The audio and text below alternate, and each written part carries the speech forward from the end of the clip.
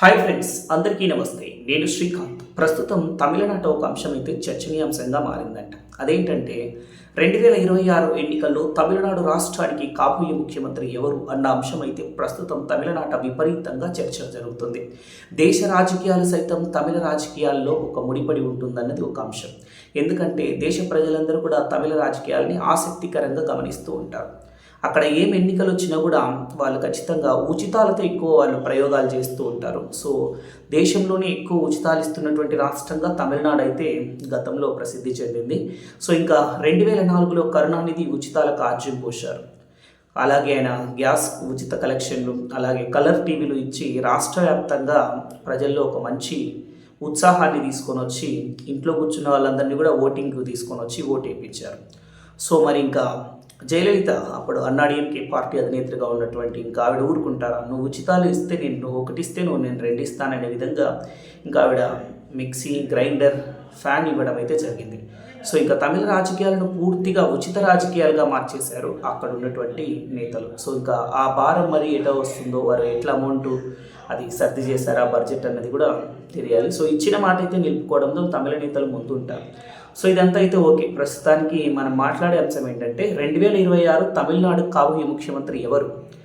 ప్రస్తుతం డిఎంకే అధికారంలో ఉంది. స్టాలిన్ గారు ముఖ్యమంత్రిగా ఉన్నారు. సో రెండవసారి ఆయన ముఖ్యమంత్రిగా బాధ్యతలు చేపట్టాలని తాతహలాడుతున్నారు. ఆ పార్టీ కూడా విజయ్ దుందుబి రెండవసారి మోగించాలని చెప్పేసి కార్యకర్తలు కూడా చాలా కృషితో పట్టుదలతో పనిచేస్తూ ఉన్నారు. సో ఇక తమిళనాట ఒకే పార్టీ రెండుసార్లు అధికారంలోకి వచ్చినటువంటి చరిత్ర లేదు, ఒక జయలలిత గారి పార్టీ తర్వాత. సో ఇంకా నెక్స్ట్ ఇంకా డిఎంకే పార్టీ గెలుస్తుందా, ఆ పార్టీకి ఉన్నటువంటి వ్యతిరేకత ప్రజల్లో ఎంత మేరకు పనిచేస్తుంది అన్నది మనం చూసుకున్నట్లయితే ఇక నెక్స్ట్ ఏడీఎంకే అన్నా ద్రావిడ మున్నేట్ర కళగం జయలలిత గారి సారథ్యంలో ఉన్నటువంటి పార్టీ చీలికలు పేలికలుగా అయిపోయింది ప్రస్తుతానికైతే. అక్కడ ఫస్ట్ అయితే బాగా స్ట్రాంగ్గా ఉండేది. సో ఇప్పటికి కూడా 10 మంది ఎవరైనా ఓటర్స్ ఉంటే వాళ్ళలో 2 ఓటర్స్ ఖచ్చితంగా జయలలిత గారికి వేస్తారు. సో ఆవిడ పాలనను స్వర్ణయుగంగా చెప్పుకుంటారు తమిళ ప్రజలు. మరి అన్నాడీఎంకే పార్టీకి ఓటింగ్ పర్సెంట్ ఉంది, మరి లీడర్ల మధ్యనే సఖ్యత లేకుండా పోయింది. ఇప్పుడు ఆ పార్టీకి ప్రాతినిధ్యం వహిస్తున్నారు మాజీ ముఖ్యమంత్రి ఎడప్పాడి పళనిస్వామి. ఇంకా మరో మాజీ ముఖ్యమంత్రి పన్నీర్ సెల్వం ఆ పార్టీ నుంచి బహిష్కరణకు గురయ్యారు. సో ఇంకా ఆ పార్టీలో ఉన్నటువంటి మద్దతుదారులు కన్ఫ్యూజ్ అయిపోతున్నారు ఎవరికి ఓటు వేయాలని. ఇంకా ఇంకొక విషయం మర్చిపోయాను, ఇక్కడ శశికళ అనే ఒక క్యారెక్టర్ ఉంది. ఆవిడ కూడా అన్నాడీఎంకేలో ఒకప్పుడు చక్రం తిప్పినటువంటి నేతని, తమిళ రాజకీయాలను ఒంటి సైగతో శాసించినటువంటి ఒక లీడర్, ఒంటి కన్నుతోనే శాసించారు ఆవిడ. సో ఇంకా ఈ డిఎంకే పరిస్థితి, ఏడీఎంకే పరిస్థితి ఇట్లుంది. ఇంకా మనం విజయ్ గురించి మాట్లాడుకున్నాం. తమిళ నటుడు విజయ్ ఒక పార్టీని స్థాపించడం జరిగింది. సో ఆంధ్రాలో పవన్ కళ్యాణ్ గారు స్థాపించినట్టే ఆయన అక్కడ కూడా స్థాపించారు.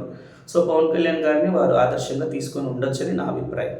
సో ఇక్కడైతే మరి పవన్ కళ్యాణ్ గారు ఎన్ని కష్టాలు పడ్డారో రాజకీయాల్లోకి రావడం, ఈరోజు ఉప ముఖ్యమంత్రి స్థానానికి చేరుకోవడం అన్నది. సో ఇంకా విజయ్ గారు కూడా అన్ని కష్టాలు పడాల్సి ఉంటుంది. సో ఇంకా తమిళనాడు ఎఫెక్ట్ చూసుకుంటే కనుక ఇప్పట్లో రాజకీయాలను చూసుకుంటే డిఎంకేనే బలంగా ఉందనిపిస్తుంది నా అనుకున్నంత వరకు, నా అంచనా ప్రకారం. సో మరి చూడాలి తమిళ ప్రజల తీర్పు ఎలా ఉండబోతుందో. డిఎంకే అధినేతని మళ్ళీ ముఖ్యమంత్రి చేస్తారా, లేకుంటే విజయ్ని ముఖ్యమంత్రి అయినా చేస్తారా, లేదా ప్రతిపక్ష స్థానంలో కూర్చోబెడతారా? అమ్మపోయినటువంటి అన్నాడీఎంకేని తమిళ ప్రజలు ఆదరిస్తారా? 2026 ఎన్నికల వరకు వేచి చూడవలసి ఉంటుంది. సో ఈరోజు వీడియో ఇది మీకు నచ్చినట్లయితే లైక్ చేయండి, షేర్ చేయండి, మన ఛానల్ని సబ్స్క్రైబ్ చేసుకోండి. మరొక వీడియోతో మీ ముందు ఉంటాను. నమస్తే, జై హింద్, జై ఆంధ్రప్రదేశ్.